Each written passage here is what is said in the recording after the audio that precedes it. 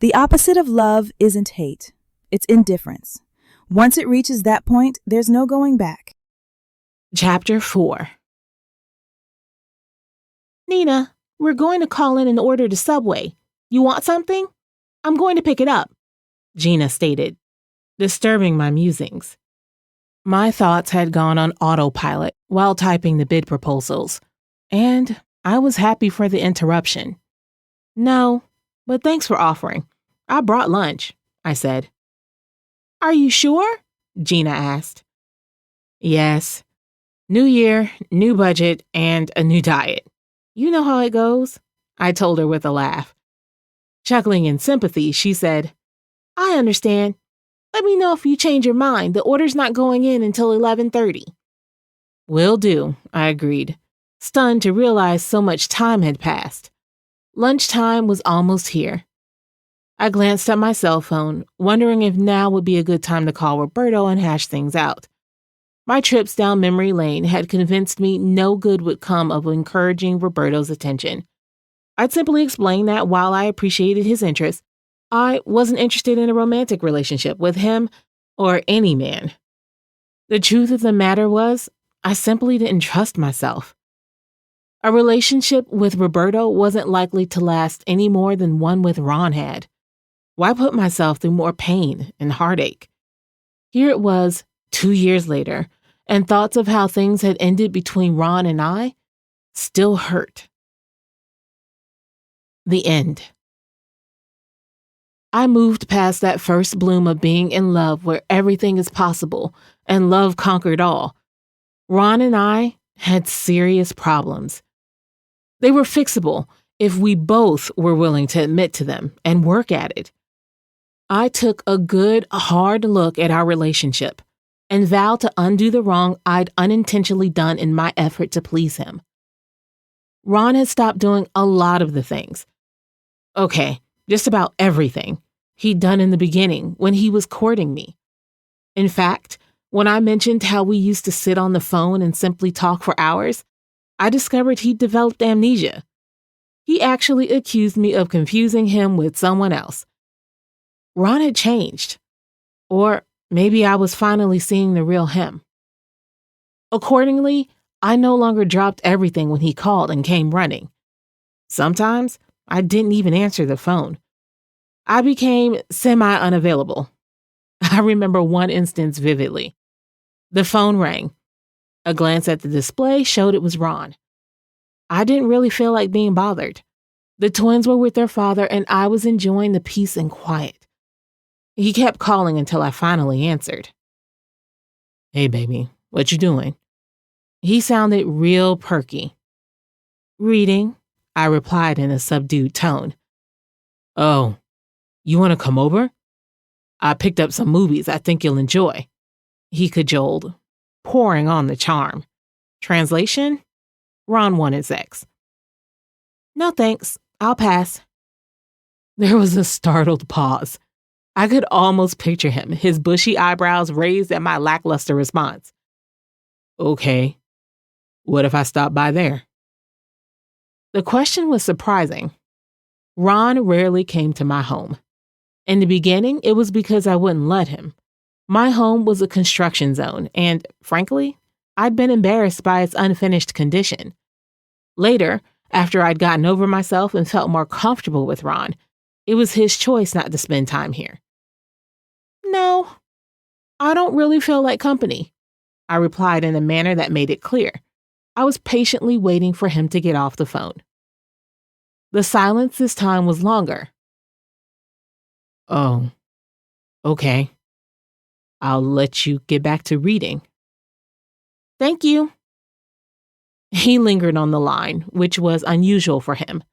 When Ron finishes with a discussion, he disconnects without saying goodbye.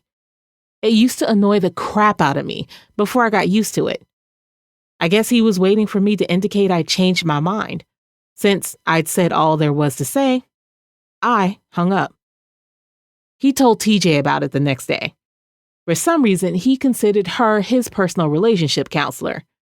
Maybe because TJ and I were good friends, and I often used her as a sounding board, she laughingly told me about it later. What did you say? I asked, astounded he'd gone to her with something so trivial. Grinning hugely, TJ said, I told him sometimes girls just got stuff to do. His response to her statement was, she's never done that before. TJ, while she respected my faith, was not a Christian and told him bluntly, that's your problem. Your ass is spoiled. Good, I thought. The message was getting through. After that, Ron became a lot more cautious in his dealings with me, more considerate. I believe it finally sank in he was in jeopardy of losing me if his current behavior continued. I went on with phase 2 of my plan. Ron had this bad habit of instructing me. I don't know if it was because I was younger than him, but I was tired of it. If I disagreed with him on any issue, especially one pertaining to our relationship, he'd say I was being childish. One day, I was shopping in Walmart, talking with him on my cell phone when he called me childish one too many times. Don't do that again, I warned him. Do what? Call me a child? I'm a woman. Disagreeing with you does not make me childish, I told him firmly. Enough was enough. Sounding surprised at my attitude, he said, oh, I didn't realize I was doing it. Well, you are, and I don't like it. Bit by bit, I was calling him to task on more and more things. Stuff I'd let slide in the past. I was now putting my foot down and demanding a change. To me, it was all about respect. I was tired of being taken for granted and spoken to any kind of way. Change was coming whether he liked it or not. We'd only conversed a few more minutes when he did it again. I promptly hung up on him. After a few minutes, he called back.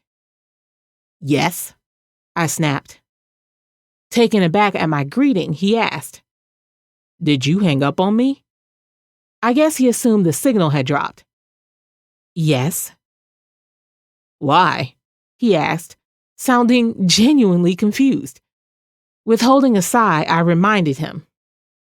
I told you not to call me childish. I did it again? Yes.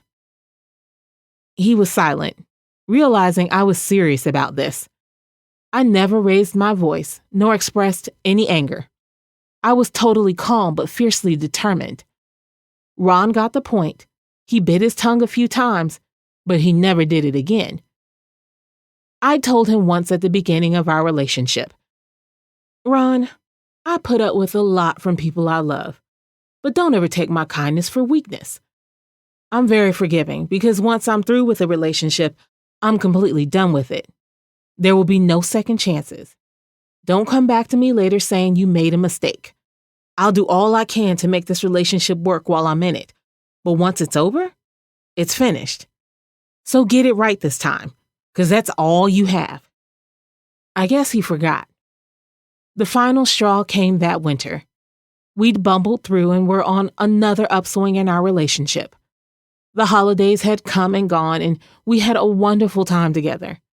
The twins had spent Christmas with their father's family, and Ron, for the first time ever, had invited my mother and me to spend the day with him. With the new year came new problems. One day, I came home to discover my hot water heater no longer worked. I called the plumber. He took one look and said the heating element had overheated and fused together. It would cost over $400 to replace it. Money I simply didn't have. As a single parent, barely making above minimum wage and receiving sporadic child support payments, $400 might as well been $1,000. I couldn't do without hot water, not in the wintertime with 2 young children. If it was summer, I might have been able to make it work until I had time to gather the funds. Fortunately, I didn't need a new water heater. There was another working unit sitting in my storage shed from the renovations I'd done on my house, which was formerly a duplex. I just needed someone to pull out the old one and install the new one. I told Ron about it the next day at work. You called a plumber? He asked. Yes. They said it would cost $434. They'd change out the old one and install the new for $200.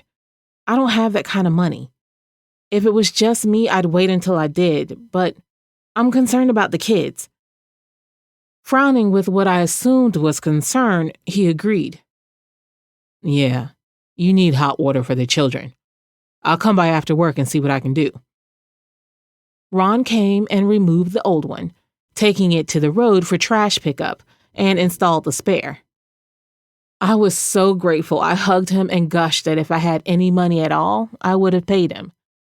He said it was no big deal and would have done the same for anyone in need. Since I knew how generous Ron could be when the mood struck him, I took his comment at face value. When payday arrived, I stopped by the grocery store, picked up a 6-pack of Ron's favorite light beer. He'd gone back to drinking, but not as heavy as before, and took it to him. The gesture was a huge one on my part. I still wasn't happy about the alcohol, but decided to let it be because, truth be told, he really was nicer to be around when he was inebriated. On the way to my car, some church folks handing out tracts on salvation in the parking lot stopped me. I was mortified. There I was, a professed Christian, coming out of the store with beer, visible to all. No wonder they targeted me. I told TJ about it the next day. She got a good laugh out of it and teased me mercilessly. At lunch, she brought it up again. By this time, our lunch group had grown to include several coworkers besides Ron and myself. Ron proceeded to complain about how he'd come over, hurt his back changing my water heater, and all I'd given him was a lousy 6-pack of beer. He said it in a somewhat joking manner, but I could tell he was serious, and so could everyone else. TJ covered the awkward moment by laughingly saying, "If it had been me, I'd have met you at the door wearing a see-through negligee." Ron laughed. "That's what I'm talking about, Nina. That's how a real woman handles business." I was hurt and embarrassed. I'd been completely honest about my financial situation. Ron had offered to help, as one would assume a man would when the person in need was not only his lover, but the woman he planned to marry. Then I became pissed. After all the crap I'd put up from him, he was giving me grief about the one lousy favor he'd done for me. I went home, looking at our relationship through eyes that finally had all the blinders snatched off. Every bad thing he'd ever done, every inequality in our relationship, all of it came back to the forefront. Things I'd forgiven and let go for the sake of peace, I remembered. I'd supported him when his favorite uncle died, listened to him gripe and complain about the funeral arrangements, and even sat beside him with his family during the funeral. I spent the whole weekend with him at his place because I knew he needed someone. When my good friend Rose died, I came to him after stopping by the funeral home alone to pay my last respects to the family. I was shocked and saddened by the abrupt ending of such a good woman. Ron wanted to talk, but I didn't have much conversation for him. Finally, he said, "See, this is why I wouldn't go with you to the funeral home and didn't want you coming over here tonight after you left it. I knew how you were going to be. You're depressing me. You need to be more like me. I don't bring my problems to you. I deal with them myself." That was such a huge lie, lightning should have struck him dead, right there, on the spot. I could have called him out on it. Instead, I quietly got up and went home. Apparently, I'd forgiven him for that incident and others, but hadn't forgotten. I remembered all the things I'd done for him, the way I went all out to express my love for him, but he rarely reciprocated. At home, for the first time in a long time, I prayed about this relationship that was slowly destroying me. While I waited to hear from God, I pulled back completely. When Ron called to speak with me or stopped by my desk to chat, I was unavailable or too busy. After a week or two of the silent treatment, he asked me what was wrong. I told him in no uncertain terms, blasting into him. I reminded him of all the things I'd done for him, how I'd stood by him over the years and done countless favors for him. And the one time I needed something, he'd harassed me because I hadn't paid him. Smiling sheepishly, as though inviting me to share the joke, Ron said, "Baby, I was just playing." Beyond furious, I said, "Bullshit. You were serious. You thrown that shit up in my face too often to be joking."